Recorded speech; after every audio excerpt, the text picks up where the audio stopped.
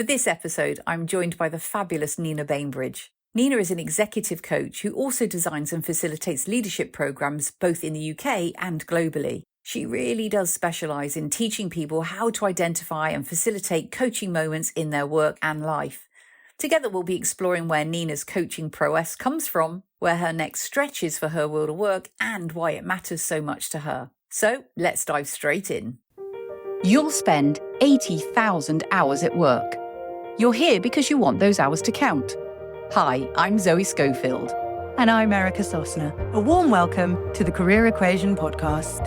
On this podcast, we take time out from our award-winning careers consultancy to share a game-changing formula to help you solve the sum of your life. Each week, we and our guests use the Career Equation to explore their story so far and help them unlock the secrets of a fulfilling career.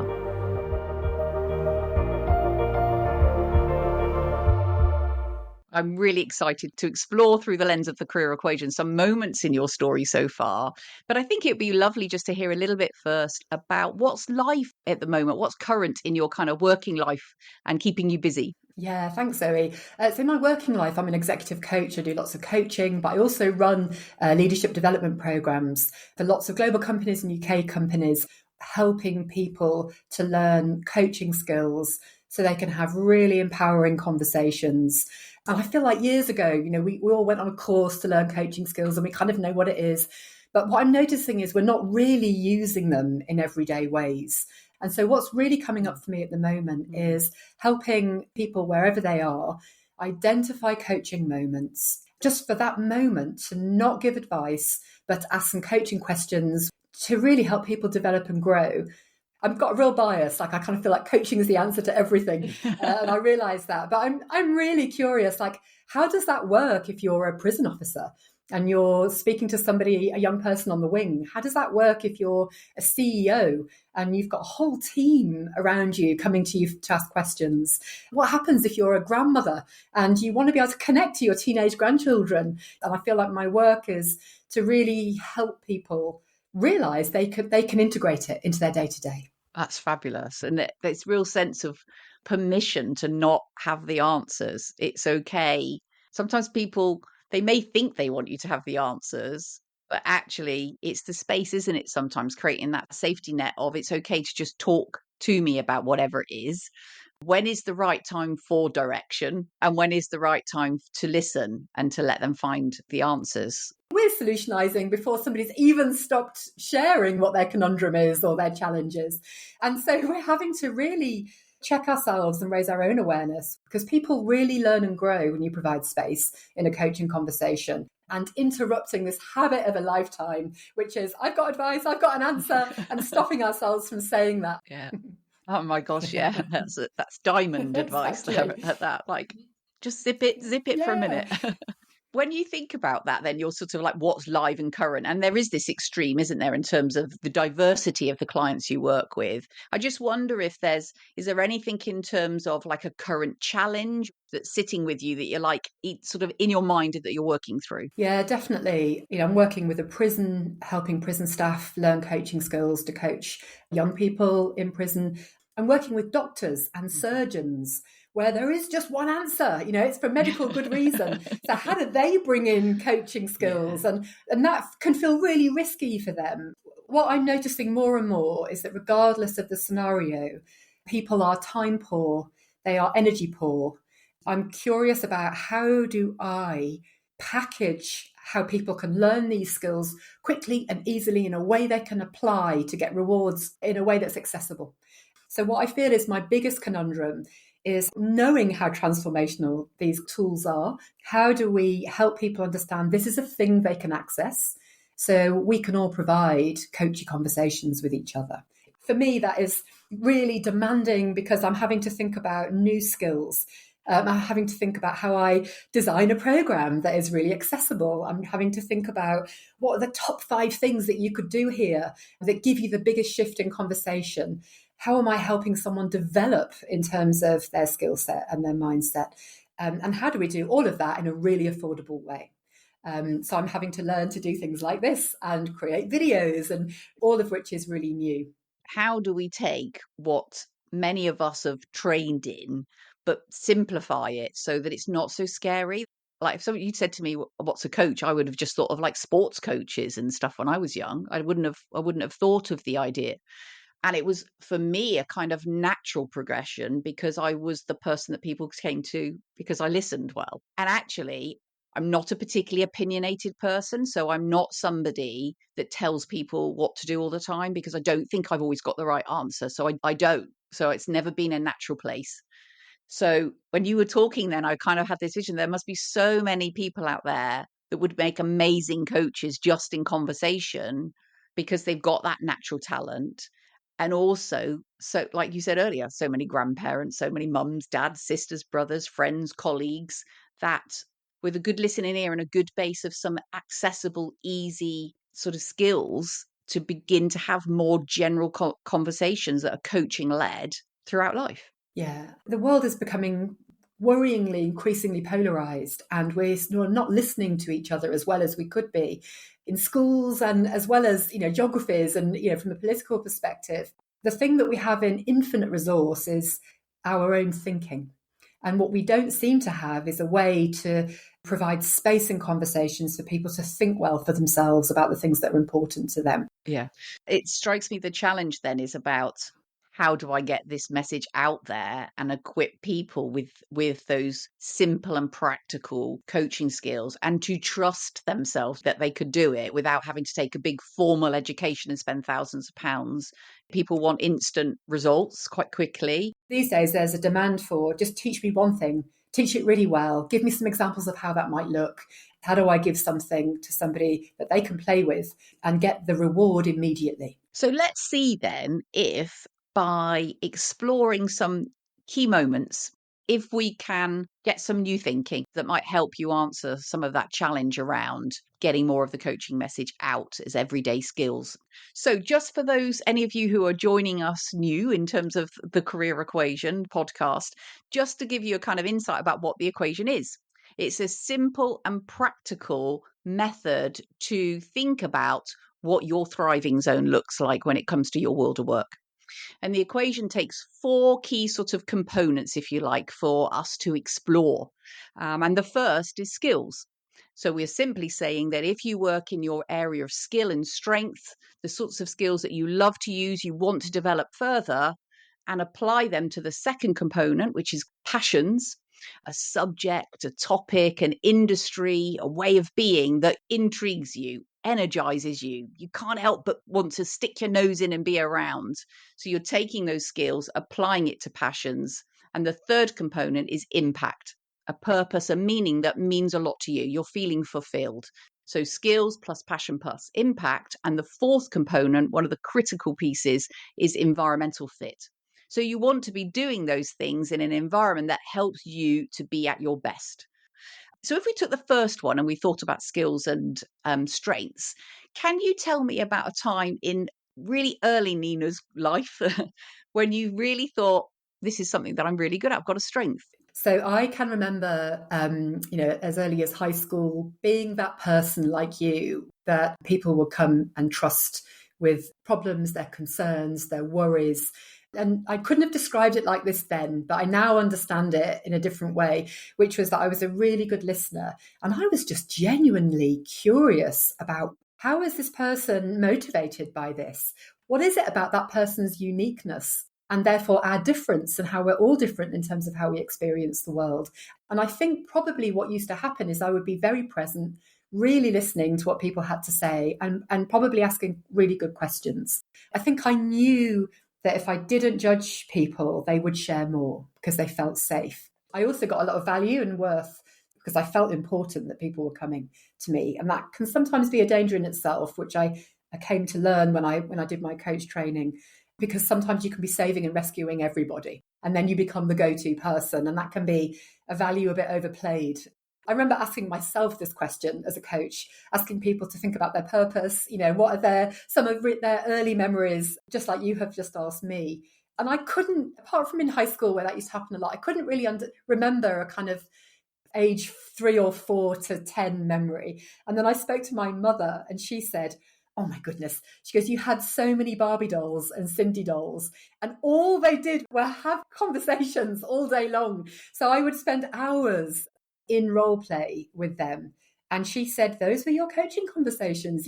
Those dolls had so many issues they had to solve for each other. And I was like, wow, there it is. I recognise some of that myself in terms of my mum used to say I used to play schools and I'd be talking Yes. to all my pupils around my bed. They were all like lined up with their exercise books. Or I'd be talking to my invisible friends all the time. Yes. She'd be like, what on earth is going on? So yeah, I recognise it. And it seems like that's been very natural for you. But I'm curious because you said you do have to be a little bit careful that you're not the go-to and the rescuer. So I'm kind of curious to know, like, how do you protect yourself from that? When I first started to think about training as a coach, somebody who had just completed the coaching said to me, your job isn't to rescue or save or advise anybody, but that you can create a space where somebody will develop their own thinking and be empowered. It was such a kind of penny drop moment for me. I don't have to tell this person what to do. In fact, if I tell this person what to do, I'm interrupting their thinking. So that was an immediate relief. It took me a while to really keep embodying this belief that I now have, which is I genuinely don't have to rescue or save or do anything, but I do have to have a professional integrity to hold this conversation in a way that I know will be empowering. So if we dip into this idea of passions, then I asked you to think about a time when you were absolutely loving what you were doing. You thought, oh my gosh, I'm on my A game and I love this. What comes to mind for you? Yeah, so I can remember signing up as an associate, as an executive coach, and I'd filled in all the details. And right at the bottom, it said, what are you passionate about in terms of coaching? And at the time, I was like, wow, I have to be passionate about something as well as all this professional stuff, But it was a great question because it got me thinking about, I'm on my A game with exec coaching. Where would I go next with this? I was thinking, how do we get coach training to audiences that are younger and younger and younger? Because if we start teaching this in our parenting and in primary school, we're learning it culturally. As well as being advice givers and experts and solutionizing, we're also learning to do this thing that is coaching. So it makes complete sense to me that we would start people off really young, and it would be a way of parenting and a way of teaching at school. So I literally Googled life coaching for young people. It was like that broad.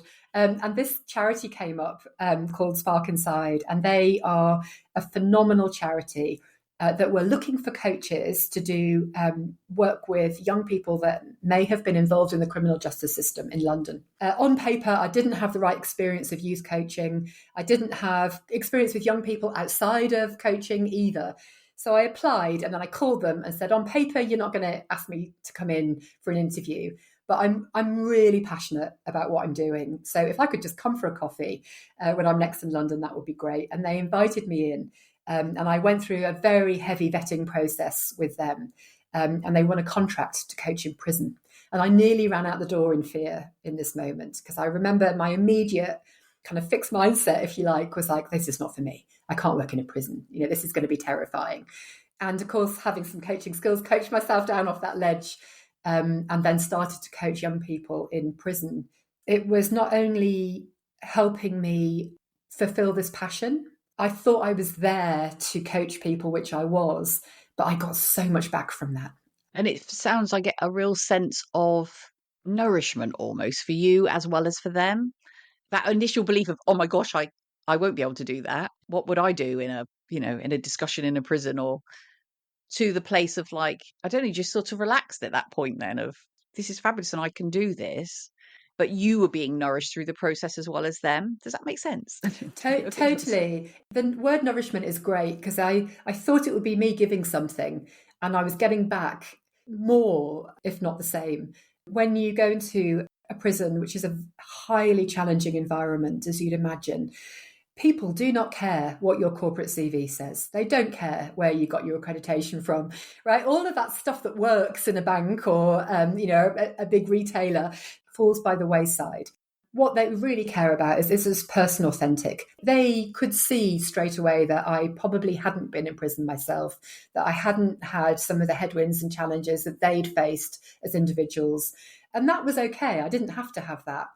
But how I turned up and I was just my authentic self with no airs and graces or anything hidden, no mask, was essential. And I can remember sitting in that room thinking, well, who are you now in this moment? Because there's no layers of protection. There is just you and your instinct. How are you going to describe this if that isn't in a corporate way, for example? For me, it was the greatest leadership development program I could ever have gone on. Nina's honesty here about her fear that she nearly ran out of the door feeling fixed in her mindset, that it really wasn't for her, with words like, I can't, it's terrifying. But by pushing herself, stepping through that fear and into a growth mindset, her perspective shifted and she gained so much more from the experience. Not just the nourishment of herself and those that she coached in the prison, but also how she could be just her authentic self. Nina acknowledges that this was probably the greatest leadership development training she could have ever gone on. So what are you fearing? What is stopping you from something that you want to do or experience next? Do the words, I can't, it's not for me, it's terrifying, feel familiar? My invitation to you is to challenge that thinking. Switch to answering questions like, what if I could? What if this helps me? Grab that potential and start shaping out the results and experiences you will gain if you do it. Mitigate any real issues or concerns by taking action to eliminate them. I can see that being such a growth moment for you individually, as well as for what you were able to provide.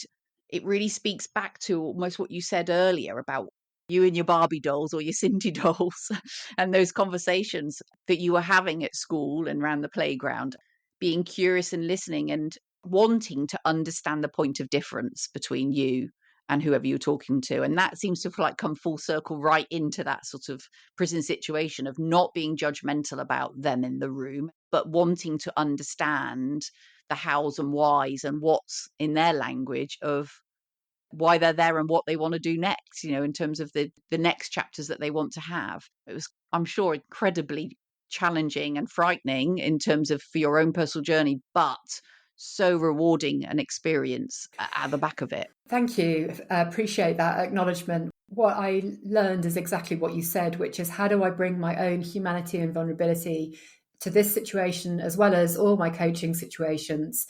Because when we share that, people reciprocate mostly, and then we have meaningful conversations.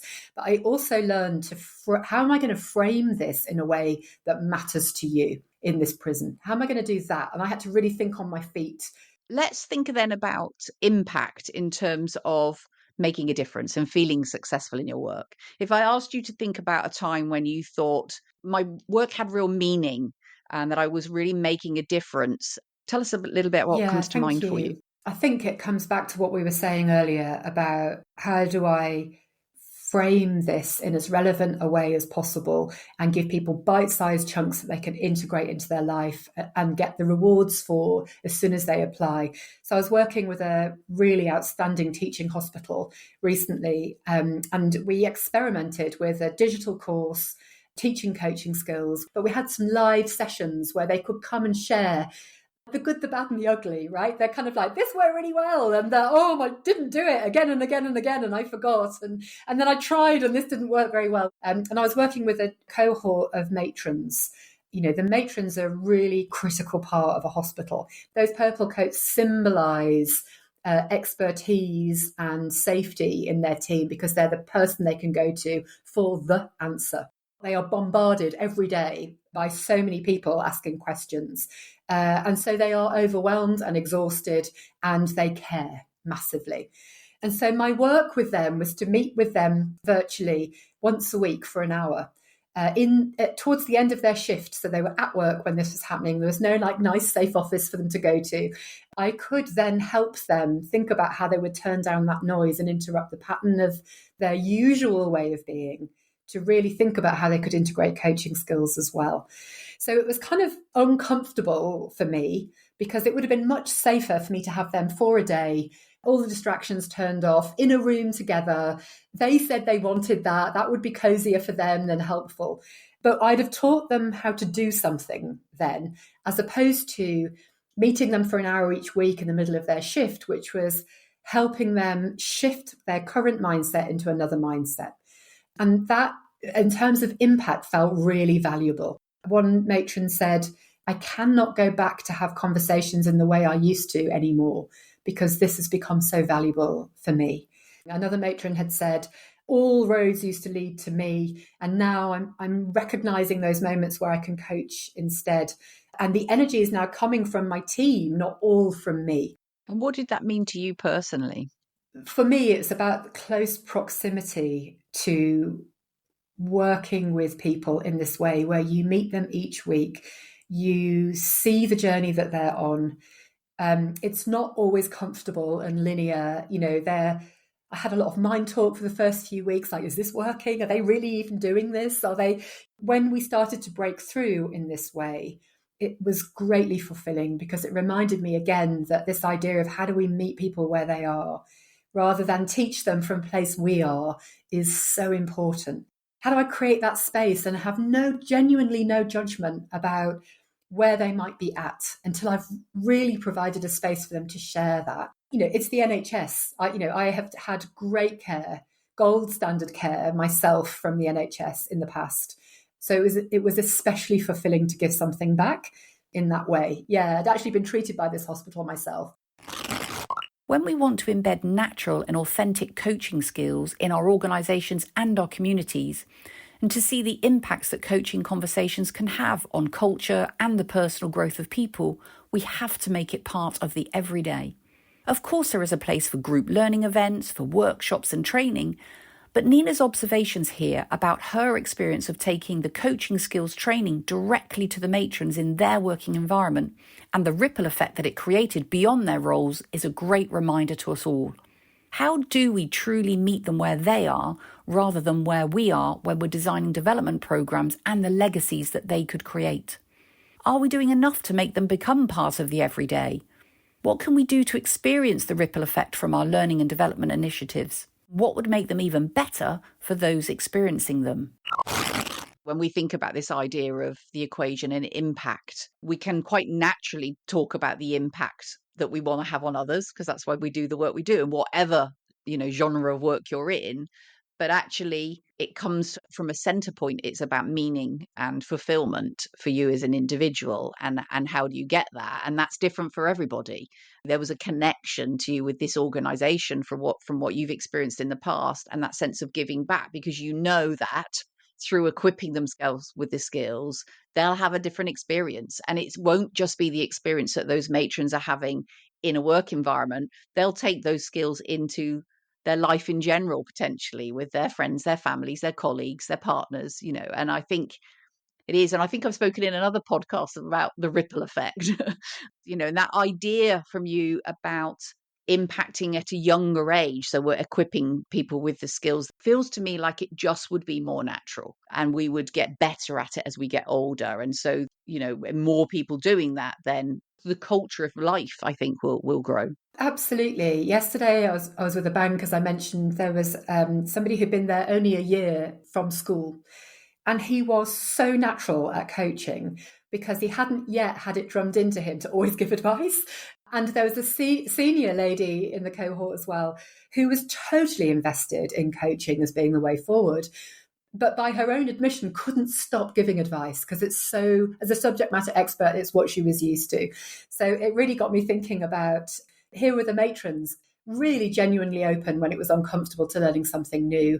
I've worked with surgeons and doctors there who've said, this is really hard to have a non-directive conversation with a junior doctor. We're trying to save lives here, and I really hear that when they say that. So the fulfillment for me around impact is, I've got some stuff that's really useful in life, and I have no idea how you're going to make this work because I'm not a doctor or a surgeon. I'm not a matron. I'm not a graduate in a bank. I'm kind of bringing stuff. I'm bringing the water for the horses to drink, but I have no idea what it's going to look like. They get to do that. They get to go and experiment and practice. And if that work can go out of the classroom and into the world, that's the ripple effect that is like, wow, that's amazing. They get to make it work in a way that matters to them, not in a way that matters to you. So let's sort of shake it up a little bit when we come to the fourth component of the equation and think about the environmental fit and being able to do your best work. Can you think of a time when you felt like the environment was actively working against you, like really sort of not enabling you to be at your best? What kind of comes to mind for you? In my late 20s, I did a 2 to 3 year stint in a large corporate that was part of a conglomerate. So I worked in advertising and marketing then. I didn't do what I do now. And I'd always had large global corporate clients. So I knew corporates well, really respected them for the platform they have to make change. But I hadn't had a go at working directly for one myself. I'd always worked for smaller marketing boutiques that kind of packed a punch, if you like, and were quite maverick, quite creative, very human. All of that makes sense to me now that I would thrive in that way. So I joined this large agency. I actually joined as a freelancer because I was a little bit afraid. And that psychologically meant that I didn't really work there, even though I gave my all every day. They said, we're doing a ban now on freelancers. You have to go full time. You've got clients. You belong here. Go full time. And I felt really resistant, even though it was just a change of contract. Almost nothing else changed. I felt a little bit like, and I'm not saying this is the truth, right? I'm saying this is my experience. The artery of this corporate, the arteries were clogged with politics, slow decision making, slow to be entrepreneurial and get things done. Sometimes a blame culture, sometimes a culture of not taking responsibility because there's always someone to pass to. I looked around me and I saw women, especially actually looking back, driving themselves into the ground to do a good job, crying in the loos, really upset, putting on a brave face. And I just thought, I don't want to be a part of that. That's going to make me unwell. They gave me a couple of clients they were actually government clients. That felt like then I was doing really worthwhile work. It felt like I had a very human client base, and they allowed me to build a team myself to manage those accounts. And I was fully retained by those accounts. So I didn't get farmed out to into other teams. Looking back, I sort of built myself this kind of immunity so that I didn't have to get dragged into the politics or the pain, quite frankly, of what it looked like to me that everybody else was enduring. And I think what you speak so well to there is this frame around this idea of environment, the soil. You're sort of planted in the soil of where you do the work. And if that's not the right soil for you, you're not going to thrive. And, it sounds like you created your own little subsoil, if you like, of what you needed away from the rest of the garden of the bigger organization. But there are real sense there that for you, it is about a human connection, that fulfillment and meaning in the work that you do somewhere feels like it has to be connected to the human element along the line. That really came through for me there. What happens for a lot of us in environment is we can go along for a long time putting up with really poor soil, not really paying attention to what needs to change in here in order for me to feel like I can work at my best.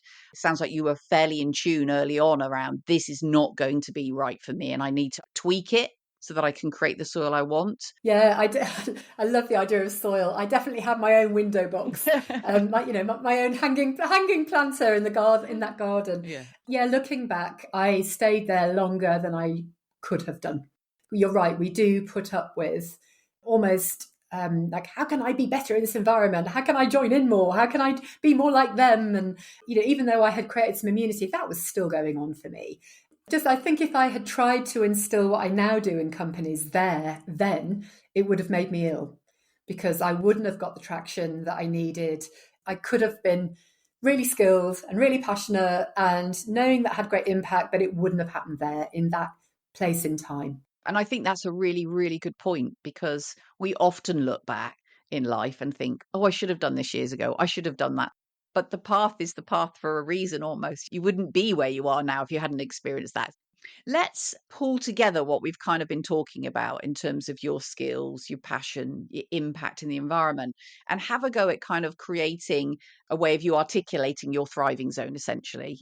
The career design statement is a way of us framing those kind of top elements, if you like, for you.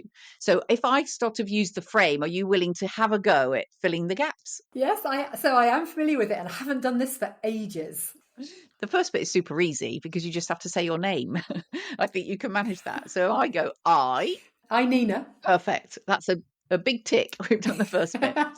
We'll use my skills in sort of your top 3 skills that you think these are the ones I want in play in the work that I do. Enabling and empowering people and framing coaching in a way that's meaningful. And my passion for, so what sits in there in terms of your top 2 or 3 passions? People learning coaching skills, or people learning to have coaching conversations with each other. 2, so what's the impact bit? What's the difference? To have quality conversations that ignite people's thinking. An environment that is, what sits in the environment? Yeah, in an environment that is human, safe and meaningful. Works best for me. So what I heard was I, Nina, will use my skills in enabling and framing coaching in a way that's meaningful to people. My passion for people learning to have coaching conversations, to have conversations that ignite people's thinking in an environment that is human, safe and meaningful works best for me. Perfect. Do you know what I've learned? And I really appreciate this time with you, Zoe. I've been concentrating on my skills and qualities in the teaching of coaching skills and forgetting that I have a way of framing it that is really useful for people. And I also like that it includes the diversity and it's broad enough to include everybody, because inclusivity is a real value of mine. When you're thinking about marketing, everybody keeps giving me this advice that, no, just one audience and that's it. You can only pick one type. I keep going, no, it's for everyone, and falling into that trap. So I love that design statement. Brilliant. And we have a similar thing to you in that the career equation works for anyone at any stage of life. And so it's really hard to say it doesn't sit in a lane of only 20-year-olds or only 30-year-olds or only in corporate, not in, it does speak to everyone. And that can be hard, can't it, from a marketing point of view? Yeah, absolutely. I think my big standout is in the room, I'm really good at framing why this matters, but I'm not doing that at a marketing level. And for me to scale, that's required. It requires new skills of me to market myself in that way. So I'm very good in the room at doing that, but how do I do that in a broadcast way or a social media way when I'm a technophobe? And if I asked you to score yourself out of 10 against that statement that you've just said, where would you feel you are on a sort of 1 to 10? 7, probably. I've moved from like 4 to 7 in the last year or so. The bit that's missing for me to get to the next stage is how do I scale that in a way that makes it more accessible than me being in a room? And have you got a sense of where you'll take that conversation? I have in mind a couple of allies, and there's probably a couple more people to add to the mix that I don't know who they are.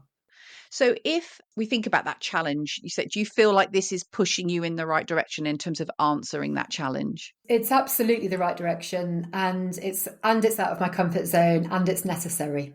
If Nina now was having a conversation with Nina and her Sindy dolls, what would you say to her about her future world of work that you think would help her?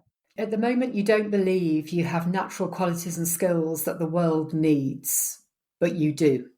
Find ways to notice your impact and have self-belief that they're really important skills that the world needs. I love that. When we often talk to people about what their skills and strengths and their gifts are, we often overlook the ones that are innately us because we think, well, doesn't everybody do that? So I think that's wise for us all to think about what is it that I do that is innately me that actually might be my gift. Where can people find out more about Nina? Where should they go look? So I am on LinkedIn. Nina Bainbridge and Everyday Coaching Skills is my organisation. I have a website as well, which is being developed at the moment, everydaycoachingskills.com. Thank you so much for taking some time to chat to me today. I'm really excited about your journey because I just know that your gifts and talents are needed out there amongst all of us, whether we're parents, colleagues, friends, leaders, whatever. So good luck with all of that. Thank you. I have loved this conversation. It's been lovely to be back in the energy that is you. Thank you for the coaching. You are welcome. Thank you for tuning in to today's episode of the Career Equation podcast. Stay connected with us on socials for more career insights, behind-the-scenes moments, and updates on upcoming episodes. And if you'd like to work with us, visit the Career Equation website or click the links in the show notes. Remember, The Career Equation isn't just a podcast, it's a journey towards unlocking your full potential, enjoying your life, and doing remarkable stuff. Until next time, keep solving those career equations and pursuing your path to success. And don't forget to share your thoughts and feedback with us. Your input shapes the future of our show. Until next time, keep solving those career equations and pursuing your path to success. This is Erica Sosna. And Zoe Schofield. Signing off.